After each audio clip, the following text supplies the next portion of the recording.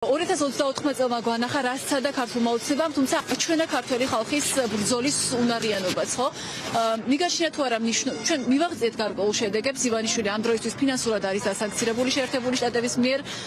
ის დაინახეს როგორც რუსეთის აგენტი და დაინახეს რომ ის საქართველოში ძირს დემოკრატიას უთხრის სწორედ რუსეთის სასარგებლოდ მისი ინტერესების შესაბამისად. თუმცა ამით არ მთავრდება ბრძოლა, ხო?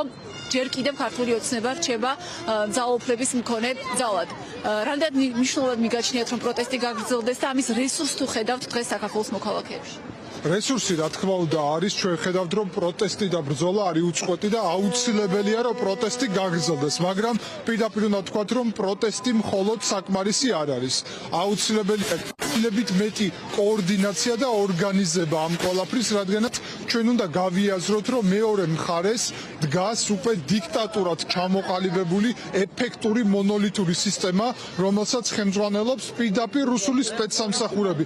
ამიტომ დარწმუნებული ვარ რომ ამ სამოქალაქო ქვემოდან წამოსულ პროცესს და პროტესტს უნდა დაემატოს კოორდინაცია სამოქალაქო საზოგადოების, პოლიტიკური პარტიების, პრეზიდენტის და ზოგადად შეიქმნას ახალი ტიპის კონიუნქტურა იმისთვის რომ ჩვენ რასაც ვითხოვთ ახალ არჩევნებს, ჩვენ მზად ვიყოთ ამ ახალ არჩევნებზე შესაბამისად გავიდეთ და დამაჯერებელი გამარჯვება მოვიპოვოთ. და რა თქმა უნდა, ნამდვილად ჩანს ამ 34 დღის განმავლობაში, რომ ჩვენ გვჭირდება უკეთესი დონის ორგანიზება ამ მთელ პროცესში. ამიტომ უნდა გავაგრძელოთ პროტესტი და გავზარდოთ მასშტაბი. თუმცა პროტესტის გამართვაც ხდება განსაკუთრებით სარისკო იმ კანონების შემდეგ, რომელსაც ხელი მოაწერა ოცნების არალეგიტიმურმა პრეზიდენტმა მიხეილ ყაველაშვილმა.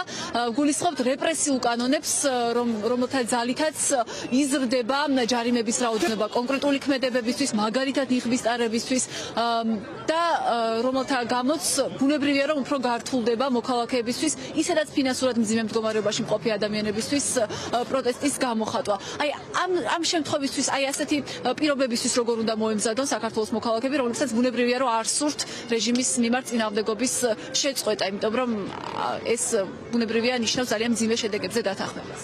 რადგანაც ივანიშვილი არ თანხმდება არჩევნების გზით საკითხის მოგვარებაზე და ჩვენ ხრჩება მხოლოდ რეჟიმის ჩამოშლის სცენარი, ამისთვის უნდა გაერთიანდეს ყველა ტიპის საზოგადოების ნაწილი, მათ შორის ბიზნესიც.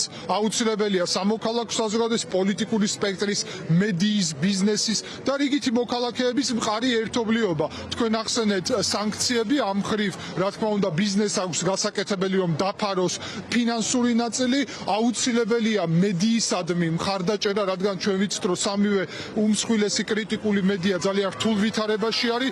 მე დარწმუნებული ვარ რომ ჩვენ უნდა მოვითხოვოთ ჩვენი პარტნიორებისგან, ევროკავშირისგან და შეერთებული შტატებისგან ფინანსური მხარდაჭერა სამოქალაქო საზოგადოების და მედიის, იმისთვის რომ გადარჩეს ჩვენი სამოქალაქო საზოგადოება და მედია, მაგრამ ამავდროულად მე ვხედავ ხისიერ საჭიროებას რომ განახლდეს პოლიტიკური სპექტრი.